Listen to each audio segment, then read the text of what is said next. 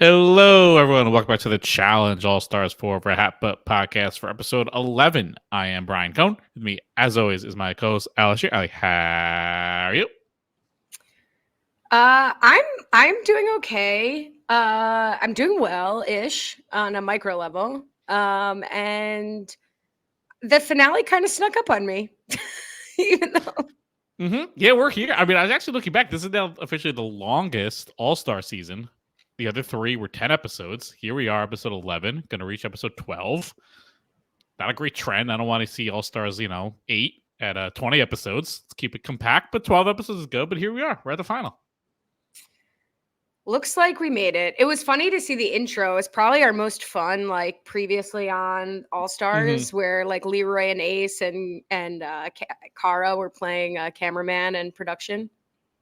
Yeah, at first I thought, oh wow, they're actually pulling the curtain and we're seeing some of the camera guys, and I realized, nope, that's just Ace. Well, honestly, he could have been a camera guy the whole season. That could have been his, he could have been the production just working, and that could have been Ace. Who knows? At this hour, we cannot confirm that he didn't also moonlight do a little camera work, a little boom holding, maybe something. Could have been in the boom boom room, perhaps. No, Whoa, probably not.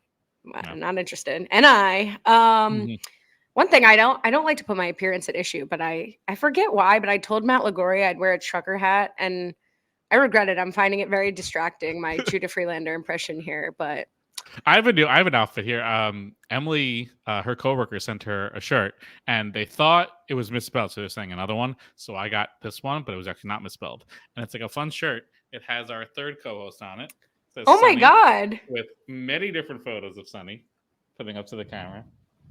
We should be selling this. So this might be my official uniform for every podcast. I might just wear this every single week to represent the third co-host. So we got Sunny here. That's amazing. So are they sending a SONNY version? Yes. No. So it is SU. No, it is SUNNY. That is his name. Yeah, but are they spelling it SONNY? No. So this version, when they sent the preview for it, apparently what they sent was that just UNNY. So they thought they were sending it without the S. And then we got it today, and there was an S. So I think what happened was when they sent the preview, they zoomed in on it too much. So it got cut off. So we're just going to get a second one for free. So now, can I get the UNI version? I would like the UNI release, the UNNY. That's the collector's edition. The little misprint on the baseball card that's worth $1 million. So we can work that one out. It's so funny because, not to continue to talk about the merch minute here when none of this is for sale or available, but I'm holding the sweatshirt that only currently 3 in existence. This is the worst QVC ad of all time. None of this is available. Everything wants it, but they can't buy it. It's creating a buzz, baby. Actual scarcity. I have promised this to Kyle Picard and Emily Moses Cohen in the next drop, which I dropped them, so we'll see. You did send one to someone, right? Who did you send? Brandon? Yes, did the Brandon get one? Brandon Donlin, who no longer watches the challenge. I did not know until I was ill and was like, will you sub for me? And he was like, girlie, I do not watch that show. And I was like, give me my sweatshirt back, bruv. But in any event, I was wearing this at a Broadway show. Actually, this Broadway show, I have a lot of props. I was wearing it at an Enemy of the People. And I was wearing it like this. Wow, a lot of visuals here. I was wearing it like over my shoulders, in which case it appears to just be like a gray sweatshirt, but it was very cold. So I put it on. And I sometimes feel weird when I wear this because it just says Drunk Ant Army on the front. Subtle, it's sleek for any NGOG listeners. It's sleek, but it does say that quite out of context. A woman complimented me on it at the theater. She was like, I love that sweatshirt. I was like, sis, okay. Is she in the Facebook group? I think she might be a drunk ant in real life, in the flesh. You are cutting out right now. It could just be me again. I don't know. Did we just lose you? Or no? Nope, it's my freaking Siri talking again. This is happening again. I don't understand, and now I just can't hear. So I'm have to wait. See how Brian always blames me? How do I turn this thing off? Brian, you don't have to keep talking when you're not on the pod anymore. Remember when you hung up on me when you were having audio issues? This is the most annoying thing. Siri, go away. Am I back? Okay, being a man, you know. How do you turn off Siri on your Mac? Brian, I was like, if your audio is fine and my audio is fine, you don't need to keep talking to fill the silence when you can't hear me talking. I was like, after 10 years, I might start to figure this stuff out, but maybe on year 11. I was like, Although we're remember on when here you already. hung up on me because your audio wasn't working? Yeah. You're like, well, I guess we're done here. I don't understand. I have one of the newer Macs too. Why does the Siri just like turn on out of nowhere? Maybe Siri is a drunk aunt and wanted to get involved. It could be. Wants the merch. Yeah, she heard merchandise and was like, "Can I get a piece of nothing?" Yeah, you could get a piece of nothing, Siri. Anyway, all right. So we're coming into this episode with a lot of predictions. You know, some happened, some didn't. Set up with the non-star holders being Derek, Flora, Laurel, Adam, Avery, Ryan. Despite her social media efforts, I truly forgot Flora was on the season when they showed her as one of the non-star holders. Yeah, I kind of forgot to. Even like Veronica, I was like, oh yeah, she has got a star. She's in the mix. They're kind of forgotten about Flora. She had a good run. Would have been probably better if she got like eliminated at episode 5 or 6, and we had someone that was at least more of a competitor in the mix for this last stretch. But as she said, she had a good run. Here we are, episode 10. She made it more than almost everyone else did, so good for her. One thing I wanted to talk about last week, and I'm glad it kind of came up again this week because it's still, you know, relevant to talk about here, is in the elimination with Steve and Jay, we saw a big emphasis put on how hard Steve was willing to fall on his knees. You know, far be it for me to say, but quite unnecessarily from an audience's view. And then we get, again, check off Steve's knees here, where we talk about how he was bashing them in the elimination. Do you think next week, as we finish the finale of this season, that Steve's knees are going to be his kryptonite? I don't think so, because I feel like we would have. I know these first two challenges of the final don't really require knees literally at all, but I feel like they would have just like come up in conversation more of like being like, oh, thank God I don't have to worry about my knee for this one or that one. So I think it's just gonna be forgotten about. I think it was just more like for his what pose he was gonna do, but I don't think it's gonna be brought about. All right, I believe we will hear about the knees. I don't think it's why Steve's going to lose the challenge, but I predict a third mention of the knees to complete the knee trifecta. We'll definitely watch for that knee watch. Knee watch is on, baby. And then we get a little bit more of Adam here talking about how Steve betrayed him for no reason. I did like that we got the immediate counterpoint with Cara and Ace discussing it with Steve. Like, well, you know, Ace, for someone who was so torn about his own vote for Steve, was like, well, Adam voted for you 3 times. Like, Ace is sure to make sure Steve knows that his betrayal is worse than Ace's. Yeah, he got challenge stats up. First, he was trying to rationalize it with how many times Steve was last, but actually the votes caused him to vote for it. So the stats are statting, and there's no going back on it. I am a little bummed that we didn't see any real sort of resolution of the Adam and Steve drama. Well, we might be able to see it in a future season, so that could be exciting because we didn't see it here. Yeah, but that was like 3 years ago now. So it's like by the time that season airs, it will be 10 years later. And I think we could have gotten one conversation between Steve the Knees and Adam. Honestly, I don't like my odds betting on the Knees paying off when this whole feud with them didn't even pay off.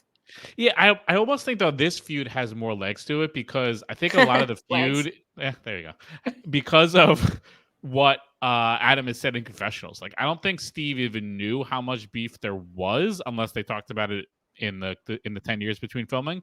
But if he didn't know it and they just caught these confessionals, I think all of a sudden like the beef is going to ramp up, especially like perfectly timed with theoretically when they're supposed to go out to film. So it kind of works out kind of well for the viewer how it might play out.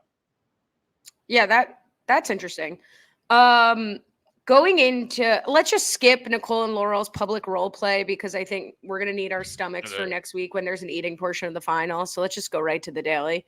The one thing I did enjoy, I did appreciate Nicole's confessional of being like, yeah, I want Laurel to get a star because obviously I like her, but also like she's Laurel and I don't want to like run against her in a final. I did appreciate that quick sidebar from Nicole.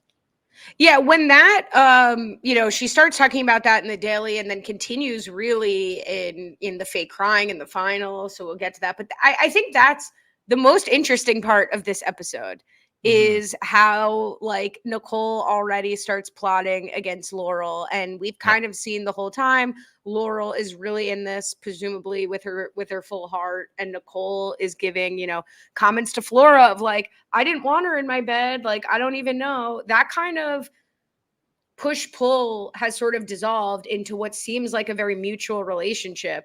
But yeah, I think Laurel's going to be seeing this, and she already hates Nicole now, but seeing this has to get her even more irate. Totally. I mean, it'd be interesting. I don't think it plays out like this, but it'll be interesting if one of them does sabotage. I don't think Laurel would sabotage Nicole if there's a way to do it, but it'd be very fun to see if Nicole takes a shot at Laurel along the way at some point if she can, if Laurel survives this part. But I doubt that'll happen, but that'll be really fun. Yeah, it's tough when Carr is there. Like if presumably you're if in the advantage you can sabotage someone. Tough to make the case that you should do it to Laurel if you're Nicole, when Laurel would presumably lose so that you could win. Like that's like, I'm not saying she would do that, but I'm not saying she wouldn't do that. And Cara is even more deserving potentially of the sabotage in terms of likelihood to win this challenge. But it would be something. It would. I'm not saying it wouldn't be nice. And speaking of something, so we go up to the daily. We speculated. Incredible segue. Speaking of something. Hey, it fits somewhere. Yeah, no, I meant that genuinely. Incredible. Okay, fantastic. Fantastic. We speculated last week.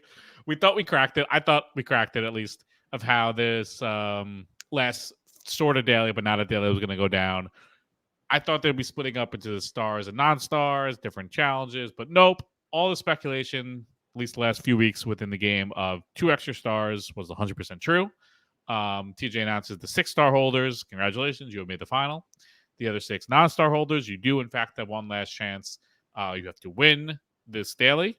If you win this daily, you earn a star and you are in the final.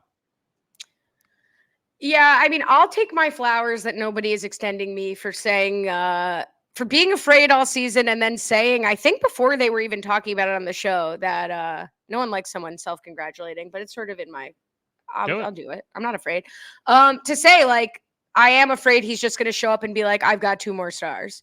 Yeah. That is what happened, but I didn't hate it as much as I thought I might, solely because I still think your idea was better, but there was something satisfying about all 6 of the star holders just waltzing to the final. Like, that is actually him delivering on his promise. You want to have a star. It doesn't matter if you just got it last week or you've had it since Rachel gave it to you.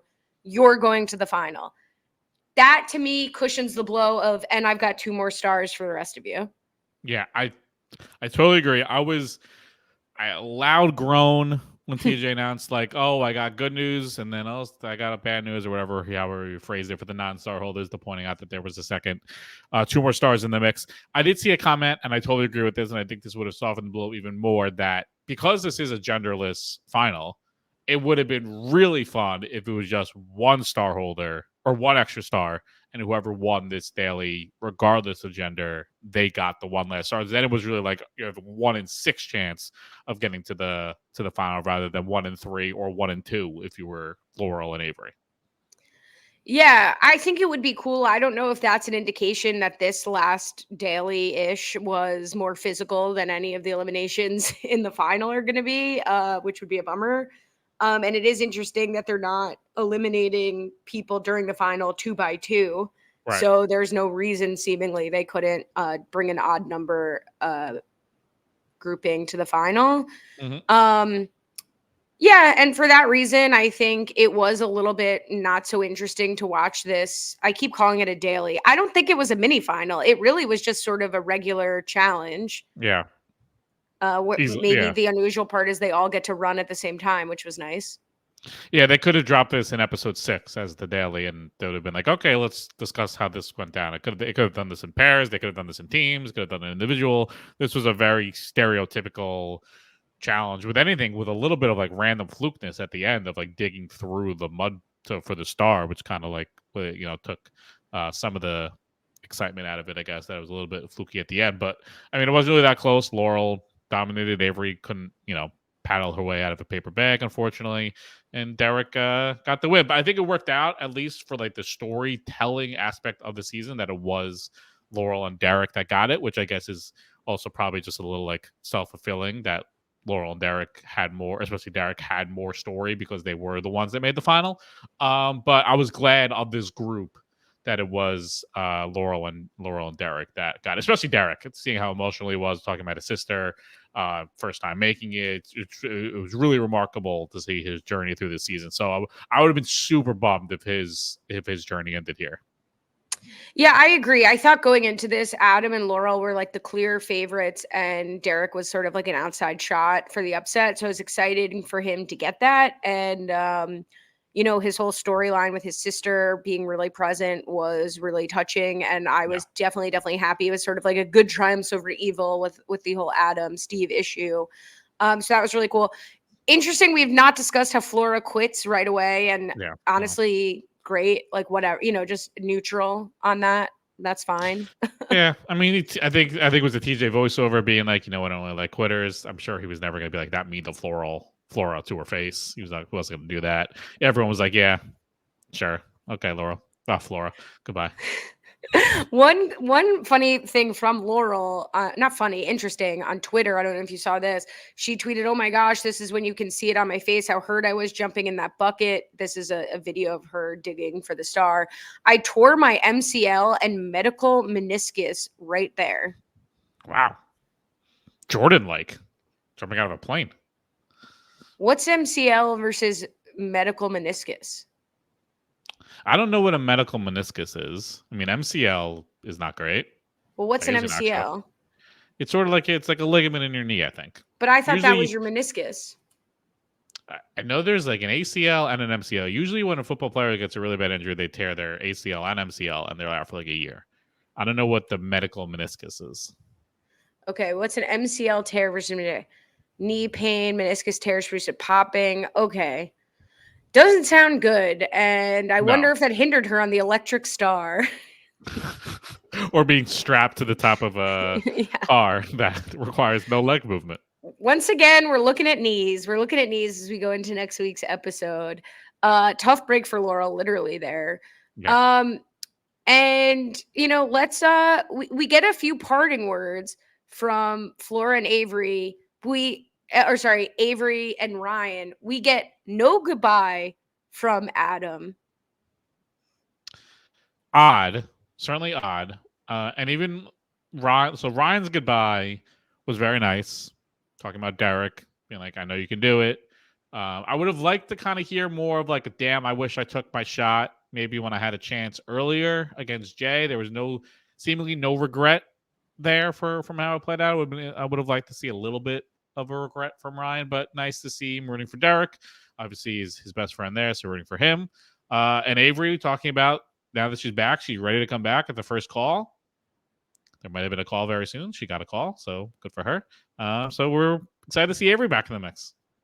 And not only do we not get an Avery, an Adam goodbye on the heels of those nice goodbyes and like Laurel and Derek's nice reflections on, you know, what this means to them to advance, we get Leroy celebrating Adam's goodbye with, I'm psyched to see the life get sucked out of Adam, calling him a loser. It was like an unbelievable send-off for Adam in a negative way. Yeah, I guess he must have really rubbed some people the wrong way because they're also not seeing these confessionals of how much he hates Steve, and they're just seeing based on what he's talking about. So no one likes Adam, except for Avery. Well, yeah, Caitlin Glancy said, "Do you think Avery got the ick after seeing these last few Adam confessionals?" I mean, I think production got the ick. I don't think Avery got the ick. No, I don't think so. I think they were just on vacation together, enjoying the beaches. So one thing I'm really excited about with this final, and obviously there's a lot of, understanding of how it's going to play out left to see. Mm-hmm. When we find out that 8 finalists, just to remind everyone what we knew going into this in episode 1, the format was 250 G's for the winner. Yep. And then everyone else who finishes splits 50K. So it was very effective at convincing us that there would be 6 people in the final with 10, 10, 10, 10, 10 across the 5 losers, runners up. Now that we're going in with 8, Leroy, Derek, Steve, Cara, Laurel, Nicole, Veronica, and Ace, I was like, LOL, how are we going to split that random money? And right off the bat, we find out that presumably every other checkpoint, someone's got to go. And I love that. Cut them all. Cut them down to 3. I love it. Yeah, so we'll go down to 4 for seemingly like the big race, whatever it might be. So theoretically, if you finish that, the other 3 will be splitting 50. Makes it tough, like on the Do we to know get that some many sense. checkpoints? I might have missed something. Do we They do we they said know? by the end of either by the end of today or by the night we will be down to 4. Fierce. So Love it. Cut them all. I don't know what Snip, that snip. quick math is, but yeah. So they split the 3 of them. Will, if they all finish it, we'll split the 50K. I don't. I'm torn about like the every other elimination thing. Like I feel it. I always like if you just have one bad one, you're just gone. I don't know. I'm conflicted about it, especially when these are a little more fluky. I would rather like it build up, like you get points again, like for different stages, the way they've done it in the past. It does feel, I can't think of a better word, but a little fluky just to be like, all right, this is the one you're gone on, and it's like putting the star through the thing. It's like you just be gone off that, and it's not like there's only one person that gets an advantage. It's not like if you do first, second, third, fourth, like they get varying degrees of advantages to start the next one. It's just one person gets an advantage, everyone else is on equal footing. Like it feels more disjointed, honestly, for me. Here's what I like about it. I couldn't care less about who wins this season. You know what I mean? Like and people are like, it would be great if Leroy got his win. We talked about that last week. Like, yes, that would be great. Like, I would love Cam and Leroy to take this money home to their son. That would be great. But really, I won't feel as satisfied as if he had won a full challenge. You know, my champagne's not on ice in the fridge. So I really just like if Cara wins, that would be a nice like laugh in the face of everyone. If Ace wins, that's hilarious. Like like Veronica, Ace, like so many people like don't quote unquote deserve to be here and are just sort of like whatever. We forgot they were there. Derek and or Laurel's already going to be gone in 5 seconds. So it just, you know what? I love how sort of Casa Amor we're treating this. Like we don't care if the whole cast cycles out. We don't care who makes it. If your favorite blows it on a stupid puzzle, they're gone. And I can embrace that. I agree with what you're saying. And I'm surprised I feel this way. But Team Chaos for All Stars here, like whatever. Yeah, I think that's totally fair. I think if you're judging this season on what is supposed to be like the challenge final standpoint of like, oh, what a win this is, or earning your spot and like the winner start or whatever it might be, I think, and that's kind of just how I just phrase it, is like you might be a little more disappointed with how like the last 2 people are in their star, how this final might play out. But if you are just here for vibes and for fun, I think even like leading up to like the extra stars popping up, that's okay. Like how this is going to play out is okay. Like, and this win is going to feel different, I feel like, even than some of the other all-star wins have been off this final. And I feel like we should have been expecting that, because again, like that is what TJ has emphasized the whole season long, is like anyone can win this final. And literally they're doing paint guns in the first one. They're dealing with electric shocks in part 2. Like maybe the last stage will be a little more intense. But other than that, it's going to be like, you know, a little more carnival games-ish. And I'm for All-Stars, that's okay. That's okay. It's giving like Color War Maccabia. It's giving like field day, you know? It's just like, it's like office offsite with a little bit more electricity. So yeah, and like maybe it is a little bit pointless to feel like, oh, there's this full-length competition for an advantage that's only good to keep you safe more or less in the next elimination round. And so it's sort of like a lot of time to invest into a checkpoint that has really no impact with, you know, only one person safe out of 8 people, like you're saying. But usually I let it wash over me. Yeah, and usually the final is pretty boring, honestly. So the fact that we're breaking it up into like these different segments of varying degrees of importance, I guess, could help keep like the interest going for like the next 45 minutes of television, just to have a few more of these like advantage, elimination, advantage, elimination. It keeps the cycle of an episode going. And maybe if we're going down to 4 by nightfall, right? Like maybe that final sprint, then we don't at least have to put, and I get what you're saying about the points, but it's better points, gold standard, this vibes, next gold, you know, silver. And on the floor is they don't tell us how much time was spent between, you get a 5-second advantage at the end based on how you finished, and you're off to the races. So at least we don't have that. It's just immediate payoff. Who got an advantage, that pays off the next one. You're eliminated. Next one, advantage, pays off immediately. And then if we get it down to 4, maybe something like truer to a final, quote unquote, will happen as the final four go to one. Yep. Not optimistic, but maybe. It could happen. It could happen. But I'm sad.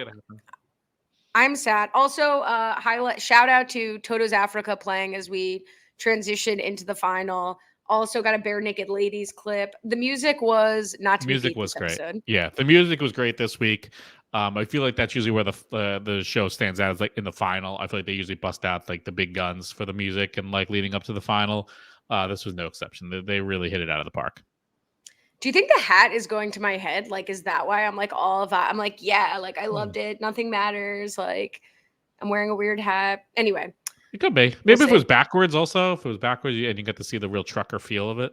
Trucker hat backwards is tough for my forehead size. I don't want to put my appearance at issue. Okay. So let's talk about the first checkpoint. Sure. It looked like a lot of fun. So did they name these? Because I didn't catch any of the names. But your Shooting Star was the first Shooting one. Star. Okay. So I should have had you guess. You could have had a non-zero chance to guess. You were strapped to the top of the car. Laurel took over the car mode of being overly enthusiastic about something happening when the car came in, zooming and zagging and zigging. She was going super nuts when that car came in, Laurel was. But everyone is strapped to the top of it, and you have a pink gun, and you have to fire it at a number of different targets. There's one around the corner. For some reason, that's worth 2. Everything else is just worth 1. Everyone goes one by one. We see 8 people go one by one. And whoever has the most points wins. Yeah, Mackenzie Zimdar said, I can already hear the 15-minute rant on the pod about a separately ran checkpoints during the final. Mackenzie, lose my number. No, just kidding. Yeah, I mean, that's really my reaction to this. Like, yeah, it was cool, but why am I going to watch this 8 times? Until Leroy said it was like the coolest thing he's ever done. Then like, all right, Leroy, like, I'll believe you then. Fine. Mm-hmm. Yeah, I mean, look, it looked incredibly fun. I'm sure being there was great to do. But after the second and third one, it wasn't that interesting to watch. The most interesting part was the fact that they did keep them sequestered each time. And then we got to see a little extra level of strategy, which they could do more often if they sequester people, of people faking how they were doing, giving like false hints about how to do it. Leroy acted like he didn't do that well to try to put people's confidence down. Obviously, we saw that in the second checkpoint too. So that was by far the most interesting part for me. It was how people were dealing with like the sequester part of it and what they would share back with everyone else. Yeah, Leroy first and second checkpoint, these are carnival games. I'll show you social strategy. Like he did not quit. Leroy came to play. Leroy's got his family on the line, and it shows. I was really impressed with those elements of Leroy's game going into this. I'm not trying to be mean by saying this, but I think that was genuinely the most strategic things I've ever seen Leroy do on the show, of how to fake these 2 checkpoints. How dare you? But, and no, I don't think that's you might mean it as diss to Leroy. I think it was genuinely extremely strategic. Like, I think it's the most strategic thing that a lot of people have done on the challenge. But Leroy and Laurel, we find out, are the top 2 finishers. Very frustratingly, we don't get a numbers count even from the top 2 of like how many targets they hit. But Leroy wins, and I gave it a good hell yeah. I was excited. Yeah, I mean, every time Leroy's been in a final, things usually go wrong quickly for him. So it's nice to see him get off on a good start and get him ready for the checkpoint too. I forgot it was only one person. I thought Leroy and Laurel were getting it, and then he like re-announced. So I was like, oh, I guess that's true. Only just one person is going to get it. But yeah, I don't know why they couldn't give the number. Maybe they like lost track of the numbers. I don't know. But like, tell us how close it was. Tell us who's last too. I don't know. Give us the full ranking. Yeah, I would have liked to see that for sure. Checkpoint 2, I don't know if it was called Electric Star or if I wrote Electric Star as like it was the one with the electric star. So, sorry, not clear on that. Yeah, so this one, you have very Survivor-like part of it, other part challenge-like. You have to navigate like a piece through a star maze, I guess it is. But if you hit the side of it, you get shocked. And I love the flashback of Kara's history on this. They had, obviously, the one challenge she did do, I believe it was Rivals 2, They were like blindfolded. It was like a hot and cold type thing. As you got farther away from wherever you're supposed to go, you got continually shocked. And then they had the other flashback of the sad elimination that did not happen. That I think it was between Kara and Cook. I think it was supposed to be between them two, where they were just going to get wildly electrically shocked. But it did not happen. TJ pulled the plug on that one, literally. But it was great to see that flashback of the electric shock history of the challenge. Screaming because when I saw it, I was like, "Oh, Kara is gonna be thrilled." And then they did show the callback, and she's like, "I put these on my nipples." Or like, "Can I put them?" I was crying. I was like, "Oh my god!" True fans be editing the show. I lived for that. Yeah, that was great. So I would say the couple of very interesting parts of this segment. Leroy goes first. Seemingly goes pretty quick. Doesn't get hit once, and then we get to see the next level of strategy play out of him letting out some of the more monstrous screams I think you could ever hear on the show. That I don't know how they didn't scare everyone. I guess they kind of saw a little bit through it. But then we got to see other people navigate the maze quite I think it did scare people. Sorry to interrupt. And No, just please. to note, his advantage being that he gets to start a quarter of the way through the star. Yeah. But yeah, I mean, I thought he was like very effective at scaring people. Yeah, I couldn't tell if people were actually buying it or just like playing it up for the camera buying it. I feel like they more believed it as the scream, like Nicole screams later. I feel like they more believed. I think he was almost like too loud. Like it was the point where it was like his arm was being chopped off, screaming loud that like it couldn't have possibly been that bad. I feel like he should have Sunny loud. So do that a little bit. I also thought it was funny when TJ was like, "All right, Leroy, you're with me." To start it, I thought he just wanted to hang out with him. I didn't realize like he was gonna go first on this part of it again. I thought he's just like, I'm gonna go grab a drink with my boy Leroy. But yes, Leroy went first. Yeah, I was at first a little annoyed again. It's like you can't get 8 of these like charged pipe cleaners, but then I actually thought the way that this falls. Now I do think it sucks for Derek and Laurel, assuming we saw it in the correct order. You know, the final 2 people were the ones who did the worst. And I guess it's some advantage because you can kind of feel like how quickly people come back. Mm-hmm. But it's also a disadvantage, and you get to see every single person like talk about how terrible it was and like build your anxiety. At least that's the story we were being told, that was sort of effective on Laurel and Derek. But I did think that this was not boring to watch 8 times. So kudos to them. No, I thought, because I really just thought it was interesting how people were coming back and faking it or what they were saying. I thought that was very interesting. The only, I would say, the criticism I could have, and I don't know if I necessarily want them to do it, but you think it should have been as opposed to a physical penalty, or maybe on top of a physical penalty of hitting the star, should there have been a time penalty?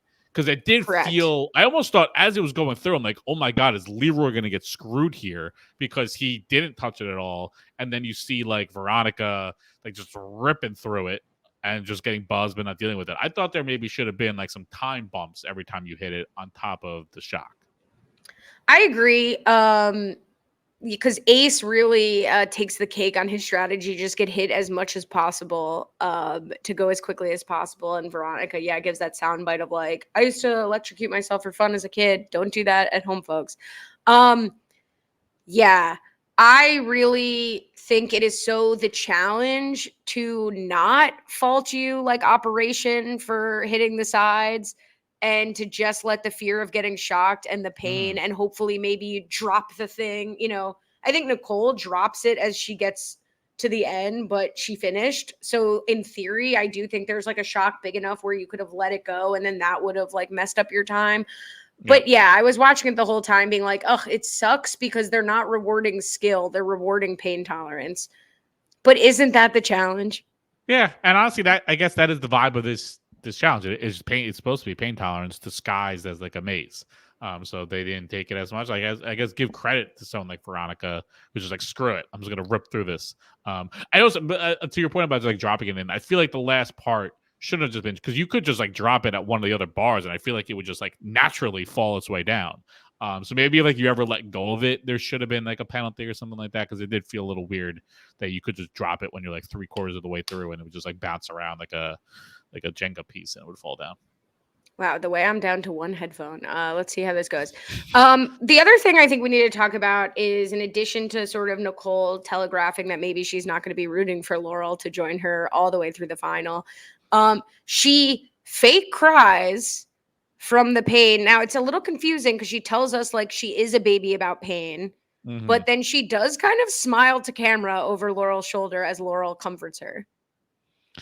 Yeah, it was tough to get a good read. I'm based off how our discussion last time. I'm not good on reading Nicole when she's like faking things and throwing things because I totally misread her throwing that daily. So I guess I shouldn't be the one to comment here.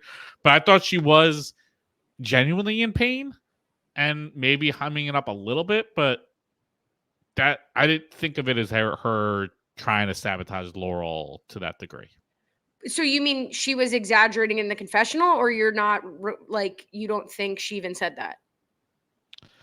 I think she was like in pain and like, but also hemming it up a little bit. But I don't think why would she like deliberately try to mess with Laurel? I think she was messing with everyone.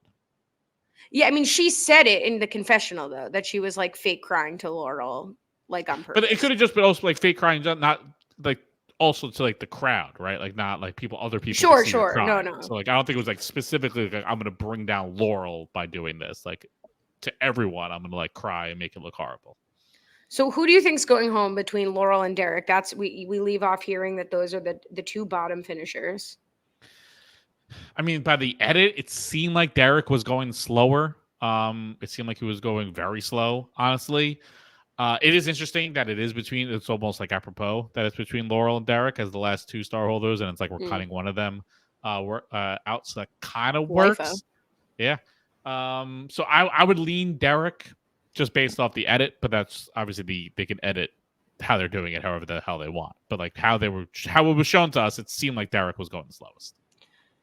I agree. It looked like Derek was going like half the speed of Laurel. And I just think like from the edit of the whole show, like Derek's gonna go out here. I don't see like the Nicole Cara Laurel storyline ending with Laurel going out here, but I'd like to see Derek continue. So rooting for Derek, but I think this is the end of the ride. Also, Laurel's been kind of like annoyingly tweeting a lot of like, well, I guess we'll wonder what happens next week. And it's like, just shut up then. You're like giving it away. I noticed that too, and I'm like worried is she like the Tony Vlachos of like just going over the top on Twitter knowing she wins? Or is she just like waiting to get screwed in the final and she wants people on her side about whatever's going to happen? I don't know. It would be weird if like this is where she goes out based off her recent social media presence. But again, that's another tough thing to read. Caitlin Glancy says, is it actually going to come down to Laurel versus Cara as the top two? One too many confessionals saying so. I mean, that would be great if they were battling it out in like the final four. In like a true final, because at this point, if one of them wins, like the way this final is structured, it's hard for one of them to like have such a huge one up. It's like, oh my god, I beat Cara or I beat Laurel in a paintball gun competition. So obviously, this is like a huge feather in my cap. Obviously, like the way it plays out, we'll see. But I hope there's something more to it, and we get to see like a true Laurel versus Cara showdown in the final. That would be slay. A couple of things from social media. Derek tweeted, I did it. I got my star emoji. I'm going to the final. So happy I could prove myself. Now it's time to do the damn thing and win this money. Thankful for all the love and support, guys. Happy for Derek. Might not see much more, but we'll see. And then someone tweeted, I need my sister to explain why she was getting electrocuted as a child at V-Cakes. And Veronica said, yeah, I grew up with a brother and in the 80s. I have a brother. I didn't electrocute myself. Yeah, I don't think that's a thing that happened. I don't know. I feel like that should be revisited in therapy or something. I don't know. Oh, whoa. Yeah, I mean, one thing that we didn't really touch on that I meant to say earlier as we transitioned to one of Laurel's tweets, Laurel had kind of an annoying confessional that I'm very surprised was included when she found out about the 2 extra stars. And she was like, I guess it paid off that I didn't go into the elimination. And I just thought that was strange to include in the storyline. You know, that's kind of been a theme this season of like, they're including things like, wow, I'm so glad I didn't perform well in the musical chairs challenge because now I get the benefit. Like, sort of, they're letting the confessionals identify flaws potentially in the challenge format. But Laurel was getting a lot of heat on Twitter that she was responding to about how, like, the fans are mad that she got rewarded for not going in. And one of her tweets responses is all the whiners and complainers can stop their bitching now. I followed my own plans, strategize on my terms. No matter how much shit people talked, claiming I was, quote, off my game. Sorry, winning 5 out of 11 dailies gave me power and choices, just the way I like it. Asterisk on that 5th win because you were only competing against the bottom group of the house, but and literally just one person. It was like you versus Avery. So bottom that's group of the 4 out of 10 is still good. We don't need to bump it to 5 out of 11 and skew the numbers a little bit. Totally. Okay, we got a pitch to us in the Facebook group. Not the pitch you might think I'm going to be reading, but a pitch that comes off of a RHAP pitch. Logan Wallen be snitching, and I appreciate it. Hey, y'all, I want to call a house meeting real quick. Cue dramatic music confessionals. Guys, join the Facebook group. House meeting. Beautiful. So I don't know who partakes, but on the latest RHAP episode, an idea was put forth to the wheel regarding making a drinking game for their podcast. I think they've talked about that before, too. Pod Daddy Rob C. himself said, and I loosely quote, I'm pretty sure the Challenge podcast has that lane covered. And so it was denied. Shout out to my friend and co-host, Akiva Winokur, for not having a clue what we do over here on the Challenge Wrap-Up. So Logan asked everyone in the Challenge Facebook group. I almost said Facebook group instead of like RHAP. The Challenge Facebook group, no H. And people did deliver and gave us some ideas. So we're not going to track it for this one. I did think we were committed to bringing it back for 40. If you're in agreement, yeah, I hedged. 100%. I was like, I think we're bringing it back for 40. I think we committed to doing it. And then we'd like hedge like if Kyle Picard wants to do it. Otherwise, he absolutely does not have to do it if he doesn't want to. No, and we can still create the rules without giving the answers, though it is very fun for Kyle to do that. It's fun for us that Kyle does it. And Kyle and I had a conversation in very well-intentioned and well-thought-out emojis, so we'll see where that goes. But here's some of the ideas. Want to hear some of the ideas from the group? So these are ideas for what, the final? This is just for this season. Okay. Oh, like if we had one, this would have been fun ideas. Got it. Okay. So Logan says, it definitely felt necessary to have one when they mentioned the extra cast member, Kingston. One for Flora's confessional, plus a chug for her second time talking, being her quitting the final. I caught 2 Nicole accents and 1 Boston car accent. Oh, you know what? I'm sorry. People gave ideas, and then I guess Logan did the counts. So let me start again. Sorry. Caitlin Glancy said, drink every time Kara's Boston accent appears out of nowhere. Drink every time you don't understand what Nicole is saying. Drink every time someone says they want to throw themselves in to get a star but doesn't follow through. Drink every time TJ calls Leroy his boy or my guy. Robbie Friedman said, every time someone says this isn't insert not MTV show here. And Brittany Ford said, drink every time TJ warns that the final is so dangerously close. So Logan did the count on, he added a drink for every time Kinskin would be mentioned, for Flora's confessional, plus a chug for a second time being quitting the final, 2 Nicole accents, 1 Boston car accent, 1 big old chug to cleanse from more Nicole and Laurel content. I wish I was watching late at night after work, so I was ready to drink anyways. That was fun. It's wetting my whistle, to borrow from the Purple Pants podcast. It's wetting the whistle for season 40. Yeah, I would say definitely let's start thinking some fun 40 ideas. Maybe by the end of the season, we will have 40 ideas on the drinking game. We're like Nani and Kara. We took just enough time off from it, and now we're ready to come back. There you go. Musical interlude. I got the musical. Here we go. It's not I should say I have the music, not a musical. I didn't do a musical this week. It's Tony's week, baby. Tony's are Sunday. It'd be very appropriate. Oh, I did not know that. Otherwise, I would have done it. You live in the suburbs now. You have to watch the Tonys. It's not like part of living in the suburbs. Is it? I don't know. It sounded I live in Manhattan. I know the Tonys. I feel like that's more the vibe.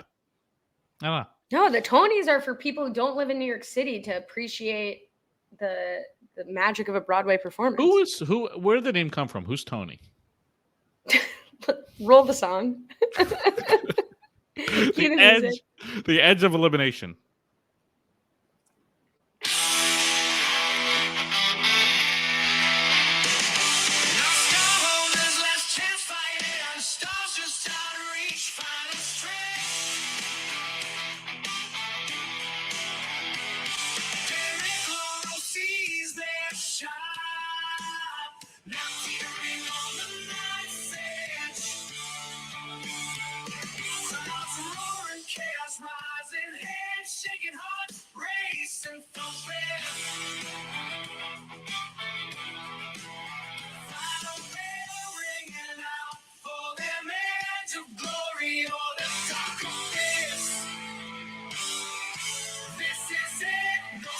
One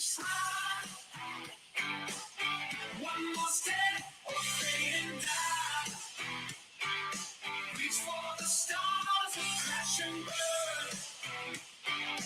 Dare tomorrow, it's your turn. Ooh. That felt like it was like a Ford motor commercial, you know, Okay. like there was gonna be That like was a the big prompt I truck put driving in. around. Ford commercial. Shout out to H Ward 24 and Le Chat Noir for your 5-star reviews. We appreciate you. Oh, love that please, that's back. What'd you say? I love that that's back. Oh yeah, please continue to rate and review on your podcast provider of choice. That's it. All right. Any last prediction? I guess should we toss out a winner prediction now that we have like the clear 8 in this final? I'm gonna say Kara is the winner of the season. Leroy is my second prediction. I'm gonna say I feel like All Stars is prone for being super weird. So I'm gonna throw out Steve. Let's say Steve gets it done. Then the knee overpowers. Everyone's focused. Laurel versus Kara. Let's get a Steve win. Who knows? Could be fun. Ryan putting the B in the B's knees of Steve. You can subscribe. robswebsite.com/challenge feed. Follow me on Twitter. Can't see my likes though at Cohen _. Follow me on TikTok. Challenge wrap ups. Follow you. Don't follow me. You can't see anything on my Twitter. But you can follow up with me in the Facebook group. And you can check out NGOG, New Girl Old Guy, where Kiwi and I talking about season 6 of New Girl. Kiwi's never seen it and maybe barely has seen it when he watches the episode we're talking about. And that's the premise of that. If you forgot, we're back with we finally scheduled a regular recording spot after 6 seasons and like 4 years. So hopefully we will be wrapping up that project before Challenge 40. Unlikely though. We'll be back next week to crown a champion. Until then, have a good one. Raise the roof.